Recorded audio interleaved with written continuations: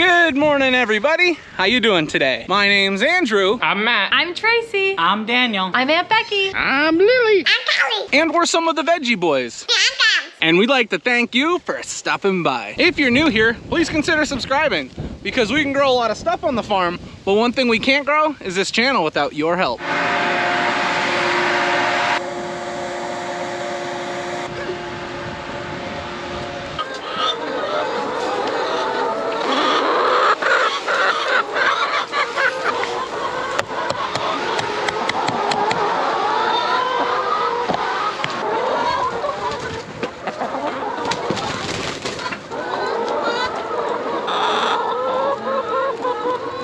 Hey everybody, welcome back. We're working on getting morning chores finished. We've got the cattle all fed and taken care of. Dad got the calves all fed, and now I'm working on feeding chickens and collecting eggs.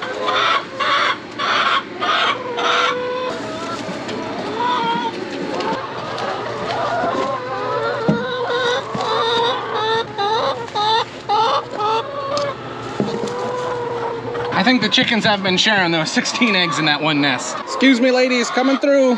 Beep, beep, beep, beep. I just got the last pen of chickens all taken care of. They're fed, eggs are collected, and because that is taken care of, that means animals are done for the morning. Now we've been down around back working on a few different things this morning, trying to make sure everything is running smoothly. As you guys know, we've been in the thick of it when it comes to corn harvest. Every day is a day closer to being done. Right now, Daniel and Petey are up on top of our bin. We're trying to make sure our stir is working correctly. Our stir was having some trouble. It's just going around the outside of the bin. We need it to be going back and forth. What the stir does is it pulls the dry corn all the way to the top and allows the wet corn to sink down so that as you're running air or heat onto the corn, you can evenly distribute it, making sure that all of your corn is at the same moisture. Now what we've seen so far this year is that our moisture has been really good. So we don't have to run any heat on it, but you hear that humming noise? Yeah, that is a large fan blowing air into there. And that is gonna bring down the moisture a little bit more to the desired moisture that we really want. But it's nothing that is too stressful. We could store the corn at the moisture that we have. We're just trying to be safe, make sure we don't run into any mold problems later down the road. So what is the goal for today when it comes to corn harvest? Well, it's basically to finish off everything that is not the test plots. We're still waiting on the weigh wagon. The weigh wagon is very, very important. It allows us to keep track of everything that we harvest. And the weights are very important because it helps us to understand bushel per acre. And the moisture also factors in there. So we're waiting on the weigh wagon. We're thinking it's gonna be here tomorrow. And when that gets here, we'll be able to finish off corn harvest completely. And I know all these cattle have been enjoying corn harvest because we've been bringing some fresh corn over for them. And they've been getting to eat a lot more of it. Whoa, you almost sneezed on me, buddy. Right, not only do we like corn harvest, but we like when we wash potatoes too. They've been getting a lot of corn and a lot of potatoes lately. And I don't know about you, but I think that's the right diet. Look at that figure. That is nice. You're beautiful. You're really beautiful. Like I mentioned before, Daniel and Petey are all the way at the top of the bin. Daniel just shouted down to us. He said that he thinks we could fit one more truckload or wagon load of corn in there. So that is kind of a stretch. I don't know if we're gonna be able to do it, but hopefully today we'll try and squeeze one more in there. Matthew was with us. He's not currently. He's on his way to the mill with a load of corn that we got late last night. We weren't able to run it down, so he's running to the mill to drop that off, and he's picking up something interesting on the way home. I think a lot of you will be excited to see it. But anyway, once Matthew gets back and he gets all unloaded, we'll be able to start cutting corn again. We did get a tiny, tiny bit of rain last night, which is gonna help us out a ton. Hopefully it'll keep the dust down because that has been pretty dusty. This is one of those years that you enjoy when it seems like things have been going really, really well. We've had beautiful weather, beautiful harvest, and I'm hoping next year will be just like this one.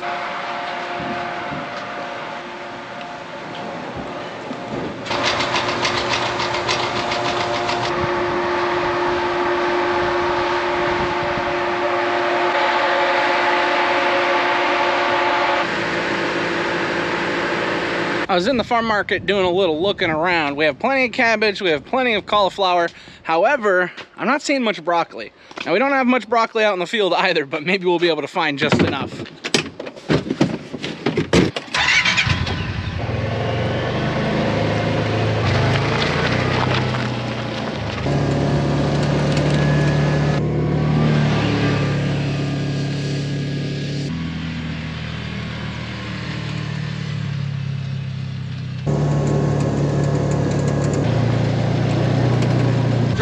here, it's just so crazy to see nothing in these fields.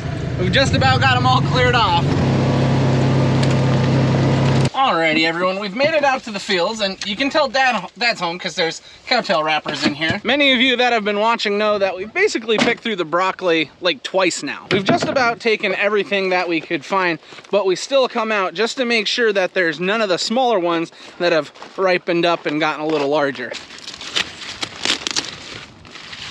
And this is why we keep coming out here, because we keep finding beautiful heads of broccoli.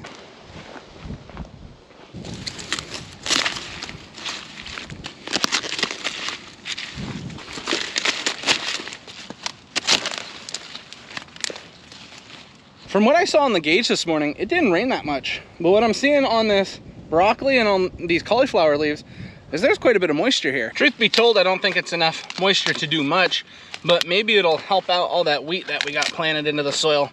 Some of that wheat still has not come out yet. It hasn't been enough moisture to help it germinate. But I saw the possible chance of more rain later on in the week. So hopefully that's gonna help us out a ton. I haven't made it that far, and we got a little under or a little over half basket. Some larger heads here. It's pretty nice.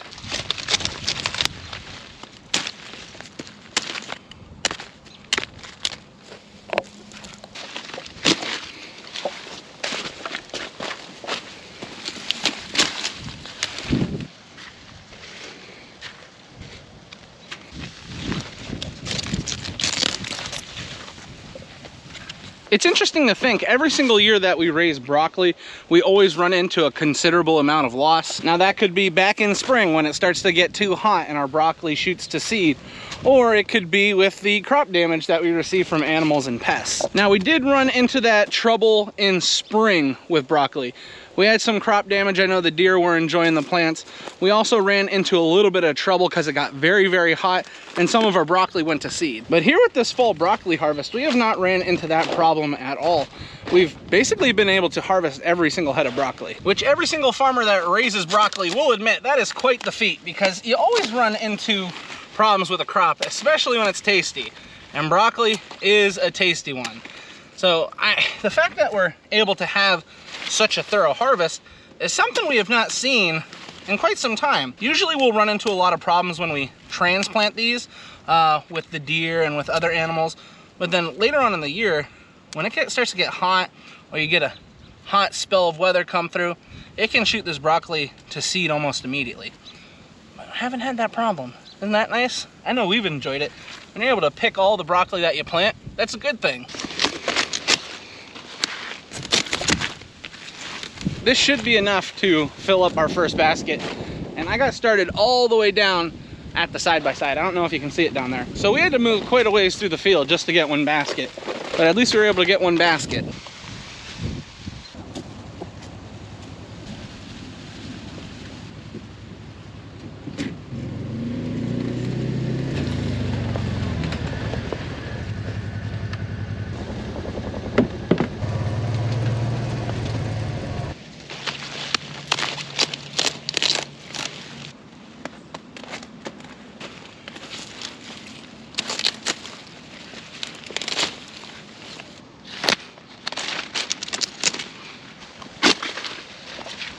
I will not lie to you, I am pleasantly surprised what I am finding at the other end of this field. Look at that one. Wow, we picked all this stuff really, really early on. So I guess some of the smaller broccoli heads, we finally waited long enough to pick them again. Well, it involved a little extra searching on my part, but I was able to find some more broccoli, which I don't mind doing the searching as long as it's there. And it's definitely there. But like I said last time I picked, I'm not seeing much more left. I might just have to wait a little bit, see if it ripens up. And if some of those smaller ones ripen up, or maybe we can find some offshoots. Sometimes when you harvest broccoli, you can come through later on and find smaller shoots. We could probably bunch a few of those together and sell those. They don't really get too large, but I think people would be happy with whatever they can find local at this point in the year.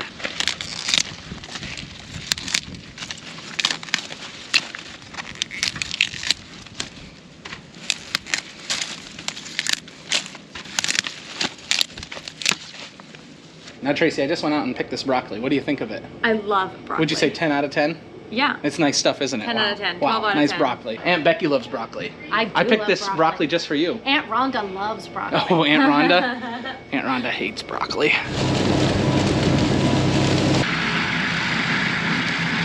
I went for a quick ride to check on Petey. As you can see, he's working on mowing down some of these fields. And the one I'm driving in currently is a cornfield that he's just about got finished.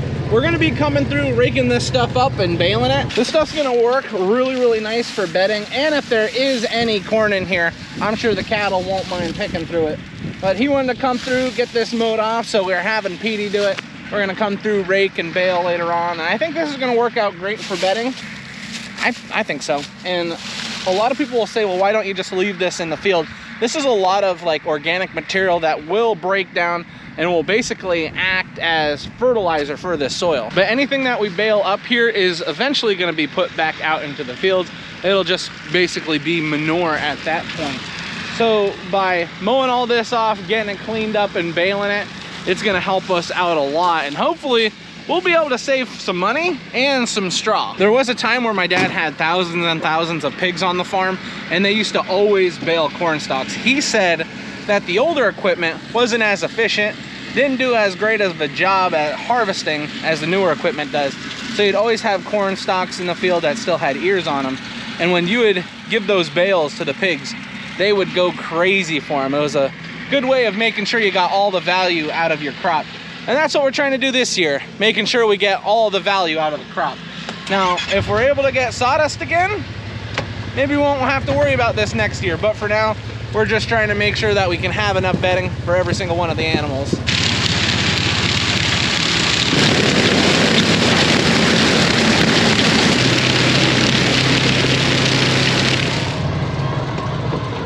Now, Petey, he's gonna be busy for quite a while. He's gonna finish off that field he's in, and then he's moving over to another farm, and I believe is gonna be mowing all of those corn stalks.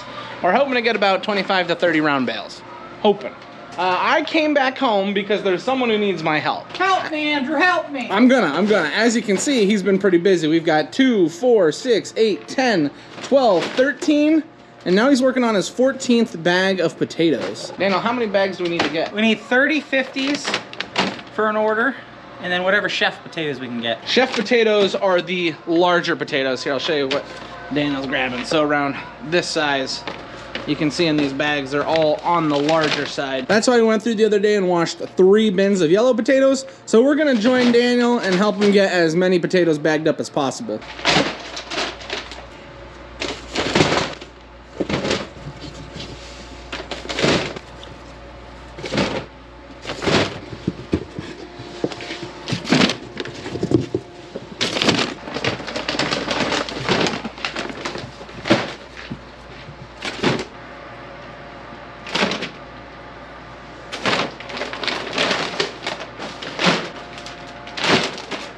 Now what's neat is they actually sell machines that kind of do all this work that I'm doing right now. It has a conveyor on it. It also has scales, which scales are very important. The only problem is the machines that you can use for bagging potatoes the way we do are very expensive, and it'd take us probably 2 or 3 potato harvests to afford one that we would need. So this is the way we bag up all our potatoes. We do it by hand. This is the way we've done it ever since I was very little. And it can be a little time consuming. This isn't the most exciting job, but hey, it needs to get done.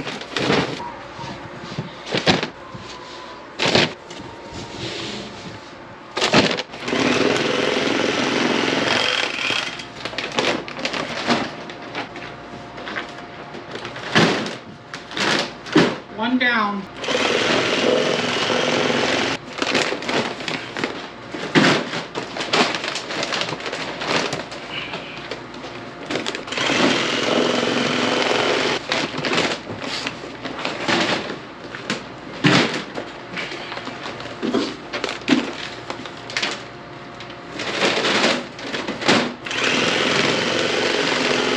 Bag needs to be 50 pounds.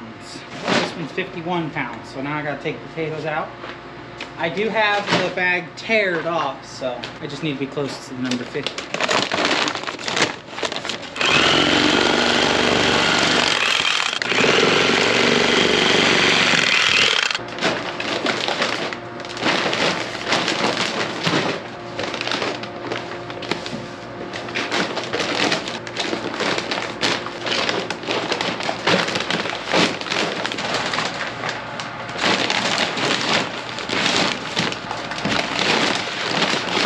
Look at these potatoes here. These larger ones, right into the chef bag. So right here is 4 bags of chefs. We're gonna need a few more of those, but as we dig through the other potatoes, it'll be a lot easier to find those larger ones.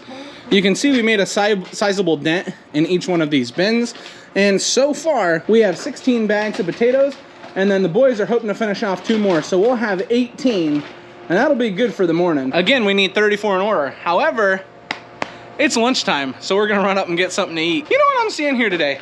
He's got a Veggie Boy hoodie on. He's got a Veggie Boy shirt on, and I'm wearing an Oaks Farm Market shirt. Man, you know you can get those shirts on the website in the link. Get them now, get them while they're hot. We got hoodies in there too. Hoodies and shirts, right, Matt? You have a hat on. And hats. Hats too, a lot cleaner than this one. I just like to mention that every once in a while. People ask where we can get the shirts. I have them on the website. Website's in the description. Well, we were heading in to get lunch, but we ran into a little bit of a problem, so lunch is gonna have to wait.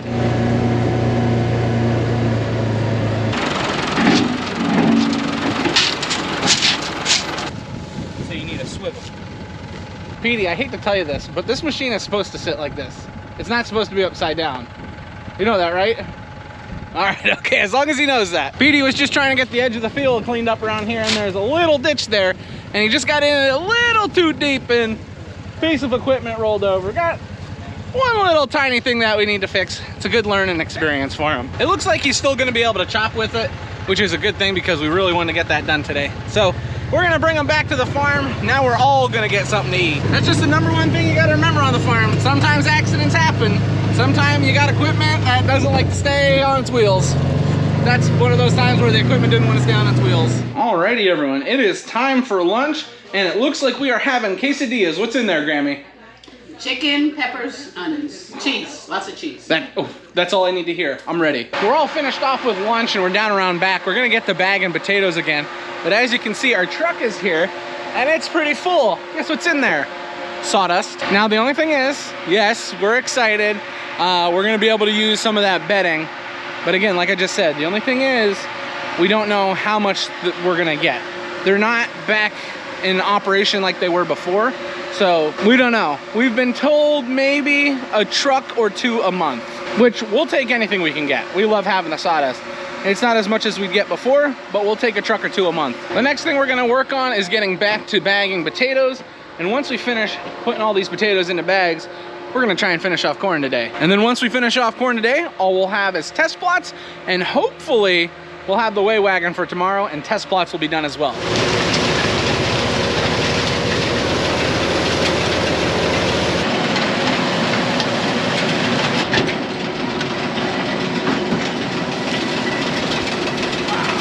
Well, what do you think, Lily? Is that gonna work? Check it out. Give it an investigation. Yeah, I think that is gonna work out pretty good. And is this a dog toy? Here you go. So here is our first round bale of corn stalks. I have a special guest with me. I don't have Callie, I don't have Ronnie, but I have little Lily. I have my little buddy out here. What do you think, Dad? Are you happy with it? Yeah, well, that'll work for bedding. Does it remind you of all the pigs? Yep. What do you think? Make 30? I think 30. Do this today. This seems like it'd work really, really good. Really, really good. You're doing all the farm work. Soon she'll be the boss. Little Lily, little Lily.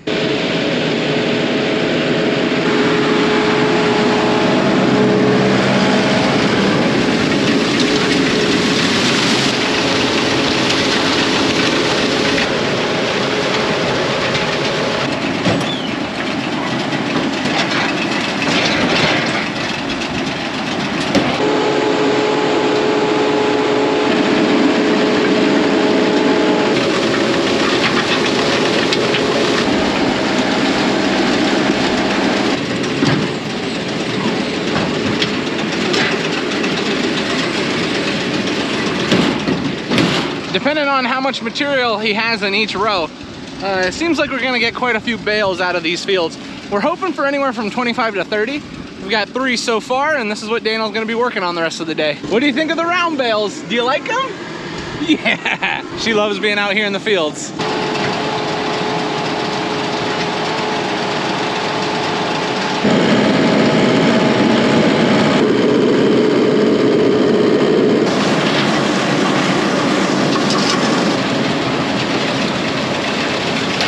having fun? Do you like the round baler? Uh-oh, uh-oh, here it goes. Ooh.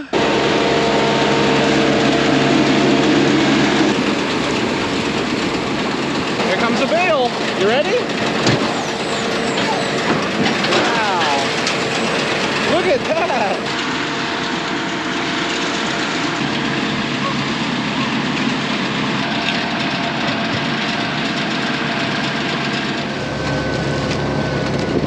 Miss Lily started getting a little too tired, so I ended up having to take her home. While I was taking her home and helping Lauren out with the babies, they ended up finishing off this field of corn over here. So I am kind of bummed out that I wasn't here for it, but it's okay. It was only, I don't know, 12 rows the length of the field. It didn't take them that long to get it all cut. We didn't take our harvester home because we are going to be cutting the test plot tomorrow. So we're going to need this piece of equipment relatively close to this area. So we're just going to leave it here. As a matter of fact, Dad wasn't even the one cutting. It was Matthew. Yeah, Matthew cut the last of the corn on this field. What's crazy to think is all the time that we had put into corn harvest all came down to that moment, and now it's done. And now the boys are going through and raking corn stalks and baling. There also seems to be a pretty large hawk flying around here. Probably hoping they kick something out from the corn. So it's been a very exciting day when we get down to it. All that corn is now harvested. We're gonna have these stalks baled here rather shortly. And for the year of 2024, things continue to just fly on by.